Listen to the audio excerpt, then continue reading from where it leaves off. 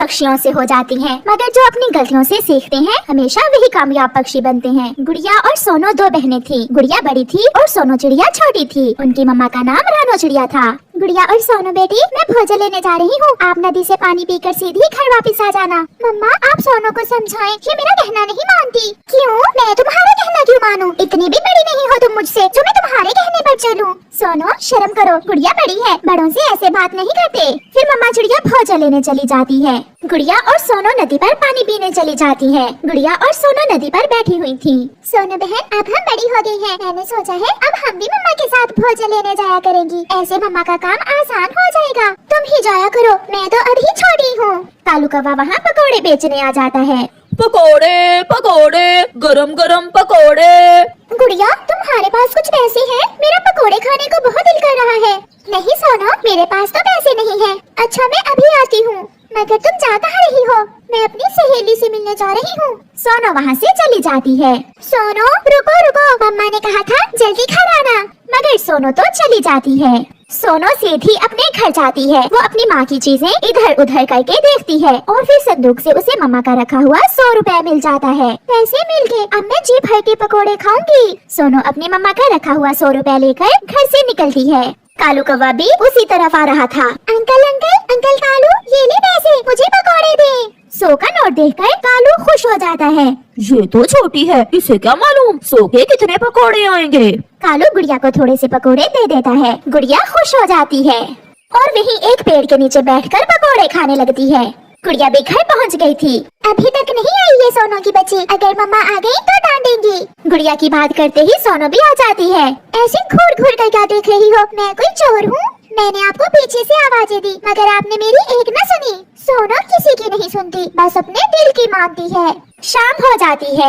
आज के लिए ये दाना बहुत रहेगा, मेरी बच्चियाँ भूखी होंगी। मैं जल्दी से घर जाती हूँ। मम्मा चिड़िया अपनी बेटियों के लिए दाना लेकर घर आती है। गुड़िया और सोनो, देखो आज मैं अपनी बेटियों के लिए सरसों के दाने लाई हूँ। सरसों के दाने गुड़िया ही खाएगी, मुझे तो भूख नहीं है। क्यों बेटी, आपने क्या खाया है? मगर गुड़िया चुप रहती है। वो अपनी मम्मा को ये नहीं बताती कि इसने तो कालू अंकल से जी भर के पकोड़े खाए हैं। गुड़िया दाना खाने लग जाती है और मम्मा चिड़िया भी थोड़े से दाने खा लेती है। रात हो जाती है। आधी रात को गुड़िया को तेज बुखार हो जाता है। सोनो सोनो उठो मेरी बहन, मुझे तेज बुखार है। गुड़िया, तुम्हारा शरीर तो चल रहा है, मैं मम्मा को जगाती हूँ। मम्मा मम्मा उठे, गुड़िया बहन को तेज बुखार है। मम्मा चिड़िया भी उठ जाती है। क्या हुआ मेरी बच्ची को? मम्मा, आँखों में बहुत दर्द है और सर में भी। मम्मा, मेरी सांसें रुक रही हैं। ये सुनकर सोनो रोने लग जाती है। गुड़िया बहन, आपको कुछ नहीं होगा, मुझे बुखार हो जाता, मेरी बहन को ना होता। बहन भाई आपस में तो लड़ते रहते हैं, मगर जब किसी को कुछ होता है तो सबसे ज्यादा दुख भी बहन भाइयों को ही होता है। चुप कर जाओ मेरी बेटी, चुप कर जाओ। चलो मेरे साथ, हम बुलबुल से गुड़िया की दवा लेकर आते हैं। मम्मा जल्दी चले, मुझसे गुड़िया बहन की ये हालत देखी नहीं जाती। मम्मा चिड़िया पैसे निकालने के लिए जैसे ही संदूक खोलती है, मम्मा चिड़िया की तो जान ही निकल जाती है। कहाँ गए पैसे, कहाँ गए? मैंने कुछ दिन पहले खुद यहाँ 100 रुपए रखा था। सोनो ये सुनकर डर जाती है। वो चुप रहती है। वो नहीं बताती कि वो पैसे तो उसने चुराकर कालू से पकोड़े खा लिए हैं। ये काम जरूर उस गोरी कवि ने किया होगा, वही हमेशा मेरे घर में चोरियां करती है। अब मैं अपनी बेटी की दवा कैसे लूंगी? मेरे साथ चलो सोनो। फिर मम्मा चिड़िया अपनी लालटेन उठाती है और अपनी छोटी बेटी को साथ लेकर कौवों के घर जाती है। सोनो बहुत डरी हुई थी कि कहीं उसकी मम्मा को मालूम न हो जाए कि पैसे उसने चुराए हैं। मम्मा चिड़िया गोरी कवि के घर के दरवाजे पर दस्तक देती है। हाँ छोटी चिड़िया, क्यों रो रही हो? जब भी देखो तुम रोती ही रहती हो। गोरी बहन, आपने मेरे घर से पैसे चुरा लिए हैं। वो पैसे मैंने घर में मुश्किल समय के लिए रखे हुए थे। शर्म करो चिड़िया, शर्म। मैंने नहीं चुराए तुम्हारे घर से पैसे। मुझ पर इल्जाम लगा रही हो? दिल तो कर रहा है मैं तुम्हारी चोंच ही तोड़ दूं। आपने पहले भी कई बार मेरे घर में चोरी की है। तुमने देखा है मुझे या किसी और ने पैसे चुराते हुए? चुपचाप यहाँ से चली जाओ। अगर मेरे पति की आंख खुल गई तो तुम्हारे और तुम्हारी बेटी के पंख तोड़ देगा वो। अपनी मम्मा की इतनी बेइज्जती होते हुए देखकर सोनो अपने दिल से बहुत शर्मिंदा थी। वो अपने किए पर बहुत पछता रही थी। चलो सोनो बेटी। फिर वो वहाँ से उड़ती हैं। चिड़िया मिठू तोते के घर पर दस्तक देती है। हरियाली तोती दरवाजा खोलती है। हरियाली बहन, मेरी बेटी को तेज बुखार है, मुझे कुछ पैसे उधार दे दे, मैं लौटा दूंगी आपको। दिन में तो भीख मांगने वाले आते ही हैं, अब रात को भी आने लगे हैं। ये कोई समय है किसी के घर जाने का? मैं बहुत मजबूर होकर आई हूँ। मिठू आवाज सुनकर बाहर आता है और चिड़िया को कुछ पैसे दे देता है। आज तो मिठू भी गुस्से में था। चिड़िया, ये पैसे ले जाओ और फिर न आना, हमें सोने दो। शर्मिंदा होते हुए मम्मा चिड़िया वो पैसे लेकर अपनी बेटी के साथ चली जाती है। मम्मा चिड़िया बुलबुल से दवा लेती है। इस दवा के 2 कतरे आप गुड़िया को पिला दे, वो ठीक हो जाएगी। मम्मा चिड़िया और सोनो जल्दी से घर लौटती हैं और फिर मम्मा चिड़िया उस दवा के 2 कतरे अपनी बेटी गुड़िया के मुंह में डालती है। थोड़ी देर बाद गुड़िया अपनी आंखें खोलती है। सोनो, सोनो मेरी बहन, मेरी वजह से आपको रात के समय परेशान होना पड़ा। अब सोनो का दिल भर चुका था, वो जोरों से रोने लग जाती है। मम्मा, मुझे माफ कर दे, मैं बहुत बुरी हूँ। मेरी वजह से आपकी सबने बेइज्जती की और मैं देखती रही, मैं कुछ ना कर सकी। मम्मा, वो पैसे मैंने चुराकर कालू अंकल से पकौड़े खा लिए थे।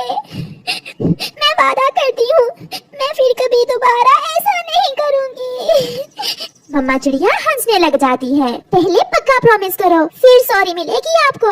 मम्मा, मुझे पूरा विश्वास है अब मेरी छोटी बहन खुद को बदल लेगी।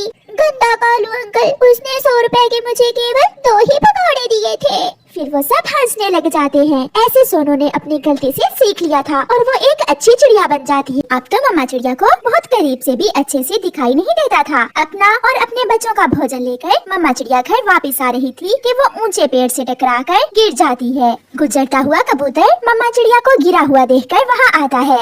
चिड़िया बहन, क्या हुआ? ज्यादा चोट तो नहीं लगी? कबूतर भैया, मेरी नजर बहुत कमजोर हो गई है, पता ही नहीं चला कि कब मैं पेड़ से टकरा गई। फिर कबूतर चिड़िया को घर छोड़कर आता है।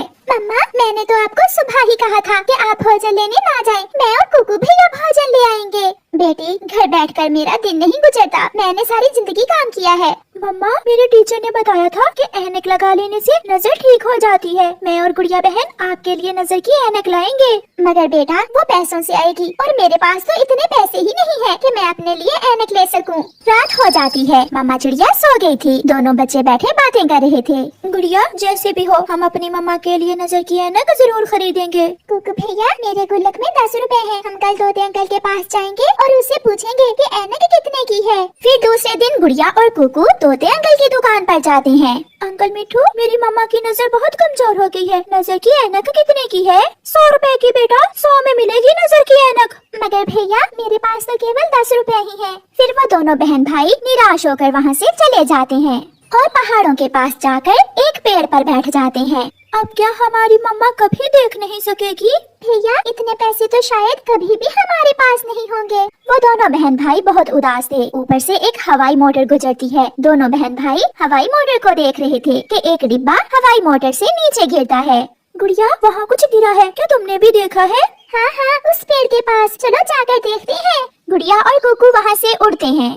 गुड़िया, इसमें तो पैसे हैं, इतने पैसे मैंने पहले कभी नहीं देखे, ये तो लाखों में है। ये बैग जरूर हवाई मोटर के मालिक का गिरा होगा। फिर कुकू खुशी से उछलने लगता है।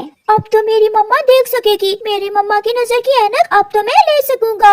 नहीं कुकू भैया, ये पैसे हमारे नहीं है, ये किसी की अमानत है। मम्मा ने हमेशा हमें यही सिखाया है। फिर गुड़िया और कुकू वो बैग लेकर घर चले जाते हैं। ये तो बहुत ज्यादा रकम है, ये आपको कहाँ से मिली है बेटा? मम्मा, हवाई मोटर से गिरा था ये बैग। मम्मा, क्या इन पैसों में से थोड़े से पैसे हम खर्च कर सकते हैं? नहीं बेटा, ये पैसे जिसके भी होंगे वो ढूंढता हुआ वापस जरूर आएगा और हम ये बैग उसे लौटा देंगे। मम्मा, मैंने भाई को बताया था कि किसी की चीज पर नजर नहीं रखते। फिर दूसरे दिन बाद गौरी कवि तक भी पहुँच जाती है। कालू, सुना है चिड़िया के बच्चों को पैसों से भरा हुआ बैग मिला है। हाँ, मिला तो है, मगर वो चिड़िया बहुत ईमानदार है, वो जरूर वो बैग उसके मालिक तक पहुंचाएगी। मैं जाकर ट्राई करती हूँ, हो सकता है चिड़िया मेरी बातों में आकर वो बैग मुझे दे दे।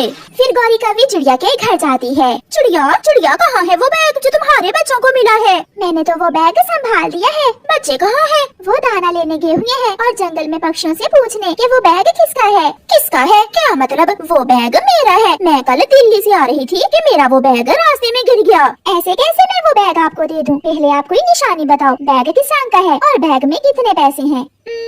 काला, काले रंग का है वो बैग। हाँ गौरी, रंग तो काला ही है उस बैग का। देखा देखा, मैंने कहा था ना कि वो बैग मेरा ही है। वो तो कमबख्त, मैं हवाई मोटर की खिड़की के पास बैठी हुई थी कि मेरा बैग नीचे गिर गया। और उस बैग में पैसे कितने हैं? मैंने तो रास्ते में हवाई मोटर में भीख मांगने वालों को भी हजारों रुपए दिए थे। अब मुझे क्या मालूम बाकी कितने बचे होंगे। यही कोई 1,00,000-2,00,000 तो होंगे उस बैग में। झूठ, ये तो झूठ है। वो बैग तुम्हारा है ही नहीं। जाओ, तुम यहाँ से जा सकती हो। चिड़िया, वो बैग मेरा ही है। अगर तुमने सीधे से वो बैग मुझे ना दिया तो मैं छीन लूंगी तुमसे वो बैग। जा जा, अपना काम कर, बढ़िया ही छीनने वाली। वो बैग जिसका हुआ मैं उसे लुटा दूंगी। गुस्से में गौरी कवि वहाँ से चली जाती है। माँ, मेरा बैग कहाँ है? मुझे क्या मालूम बेटी, वो बैग तो मैंने हवाई मोटर की विंडो में ही रखा था। माँ, उसमें तो मैंने 10 लाख रुपए रखे थे। ये क्या हुआ? माँ, इस जमाने में कौन इतना ईमानदार होगा जो हमारा बैग लुटाएगा हमें? फिर वो चील अपनी हवाई मोटर स्टार्ट करती है और वापस उड़ती है। चील अपनी हवाई मोटर घने जंगल में एक पीपल के पेड़ पर लैंड करती है और वहाँ से उड़ती हुई तोते के पास आती है। मिठू, मैं सागर वाले जंगल में रहती हूँ। इस जंगल में मेरा एक बैग गिर गया है। कहीं देखा तो नहीं तुमने? नहीं चील दी, मैंने तो नहीं देखा, मगर हमारे जंगल में एक चिड़िया रहती है, उसके बच्चों को एक बैग मिला है। चील भागी भागी चिड़िया के घर जाती है। चिड़िया रानी, मेरा बैग कल खो गया था, सुना है तुम्हारे बच्चों को मिला है। आप शांत हो जाए चीली, वो बैग मेरे पास ही है, मगर आप मुझे कोई निशानी बताएं ताकि वो बैग आपका हुआ तो मैं आपको दे सकूं। मम्मा, वो कवि आंटी मुझे रास्ते में घूर रही थी, वो कहती है वो बैग उसका है। काले रंग का है वो बैग और उसमें मेरा 10 लाख रुपए है। फिर तो वो कीमती बैग आपका ही है। चिड़िया संदूक से वो बैग निकालकर चील को दे देती है। चिड़िया, मैं हैरान हूँ, तुम खुद गरीब हो मगर दिल की इतनी अमीर कैसे हो? चील, मेरी माँ ने कहा था कि बेटी हमेशा ईमानदारी से काम लेना, और अब मैंने अपने बच्चों को भी यही बात सिखाई है। फिर चील अपनी खुशी से 1 लाख रुपए चिड़िया को दे देती है। चील, इसकी कोई जरूरत नहीं है, ये आपके काम आएंगे। और मैं जाते हुए उस कवि को भी समझा देती हूँ कि चिड़िया अब मेरी बहन है, अगर किसी ने चिड़िया को छेड़ा तो छोड़ूंगी नहीं उसे। ऐसे चील वो बैग लेकर चली जाती है और मम्मा चिड़िया उन पैसों में से अपने लिए एक नजर की ऐनक ले लेती है। मम्मा चिड़िया और उसके दोनों बच्चे अब बहुत खुश थे क्योंकि अब चिड़िया अच्छे से उड़ सकती